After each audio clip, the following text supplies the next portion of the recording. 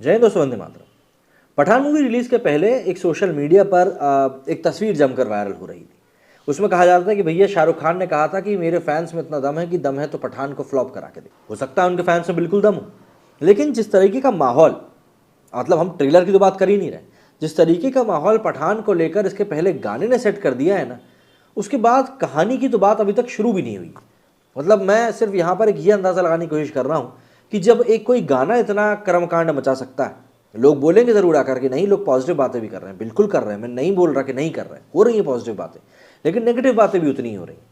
तो ऐसे में यदि ट्रेलर में कुछ भी ज़रा सा ऊपर नीचे निकला, टीज़र मुझे भी काफ़ी पसंद आया था, लेकिन अगर ट्रेलर में कुछ भी ऊपर नीचे निकला तो ये माहौल पूरी तरीके से पठान के अगेंस्ट में सेट हो जाएगा। और इस मूवी को लेकर जितनी कोताही इस समय शाहरुख खान एंड कंपनी बरत रही है, उसके अंदाज से ही आप अंदाज़ा लगा सकते हैं कि शाहरुख खान इस मूवी को लेकर कितने ज़्यादा स्केप्टिकल है कि भाई इस मूवी का हिट होना ज़रूरी, क्योंकि अगर ये मूवी हिट नहीं होती तो आने वाले समय में उनकी जो बाकी की दो मूवीज़ हैं, डंकी और एक और जो मूवी आ रही है, उसके ऊपर काफ़ी गहरा असर पड़ेगा।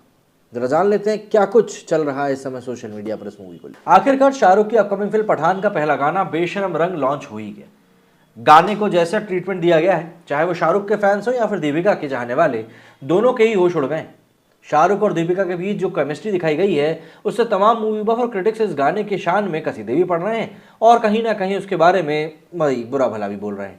गाने को लेकर तमाम बातें हो सकती हैं, भांति भांति के तर्क दिए जा सकते हैं, लेकिन गाना देखने के बाद ये कहना कहीं से भी गलत नहीं है कि गाना ठीक वैसा ही है जैसे कि आज की डेट में टिकटॉक के लोग या फिर इंस्टाग्राम पर रील बनाने वाले लोग माहौल सेट कर चुके हैं।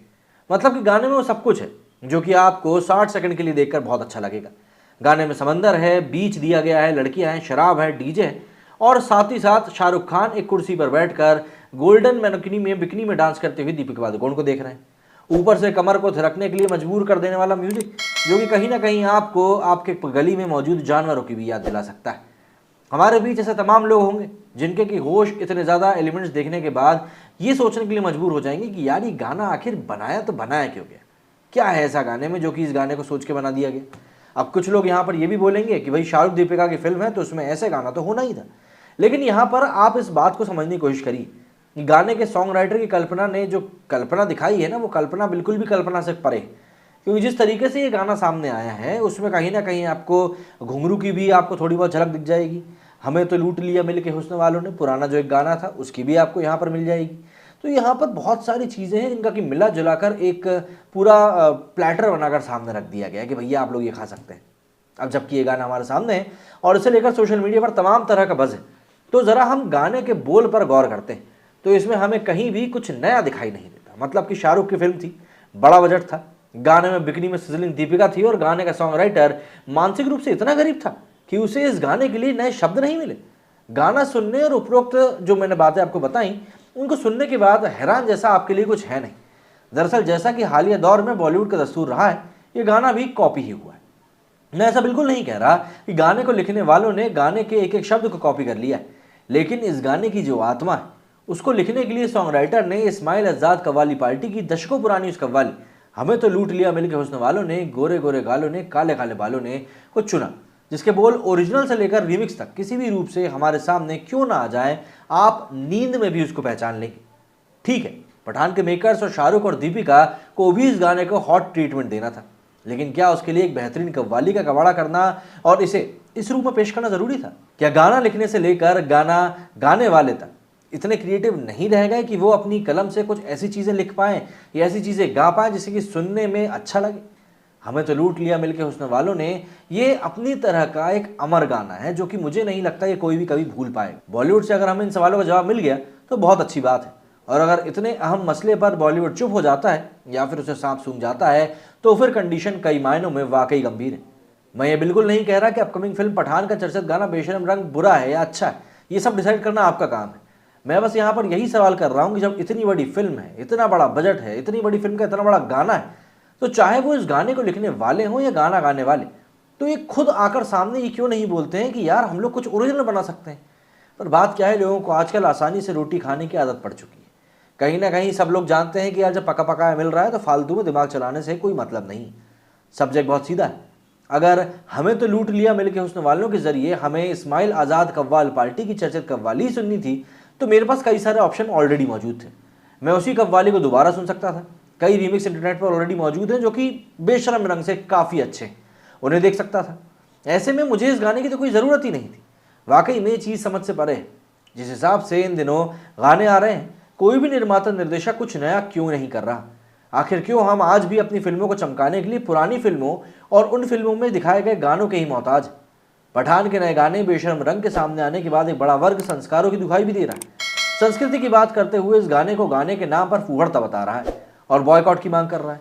ऐसे में मैं इतना ज़रूर कहूँगा कि अगर पठान के बॉयकॉट के लिए जनता इतना ही आतुर है तो फिर उसे किसी और चीज़ से पहले गाने को मुद्दा बनाना चाहिए, जो कि बन भी रहा है।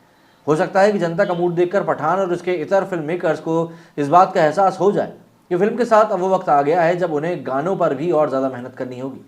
आखिर में बस आपको यही कहकर अपनी बातों को छोड़ूंगा कि पठान में बेशरम रंग के जरिए मेकर्स और शाहरुख ने दिल तो तोड़ा ही, ये बात तो माननी पड़ेगी, और इसकी जितनी भी निंदा करूंगा उतनी कहीं ना कहीं कम है। क्योंकि देखिए, गाना एक टोन सेट कर सकता था। टीजर इस मूवी का ना करके भी अच्छा आया था, मैं तो सीधे यही कहूँगा। लेकिन ये जो गाना था ना, ये इस पूरी मूवी के लिए एक टोन सेट कर सकता था, पॉजिटिव नेगेटिव दोनों ही तरह की। और यहाँ पर आप भी बहुत समझदार हैं समझने के लिए कि किस तरह की टोन जो है इस समय सेट हुई।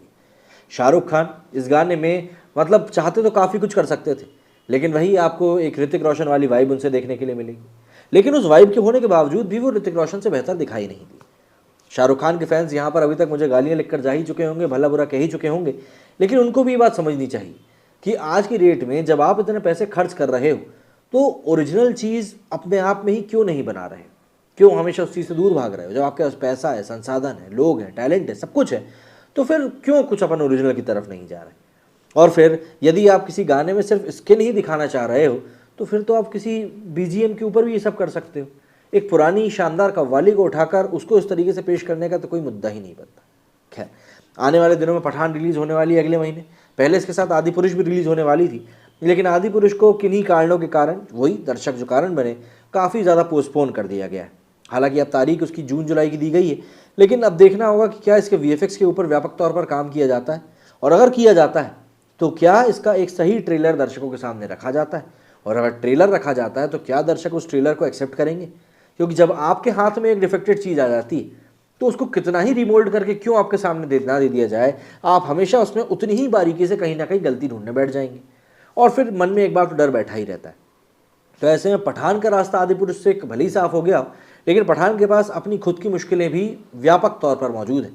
तो ऐसे में आदि पुरुष के लिए भी मुश्किलें कम नहीं, भले ही डेट पोस्टपोन कर दी हो, लेकिन अब कसौटी ज़िंदगी की तरह उनको भी अग्नि परीक्षा तो देनी ही पड़ेगी।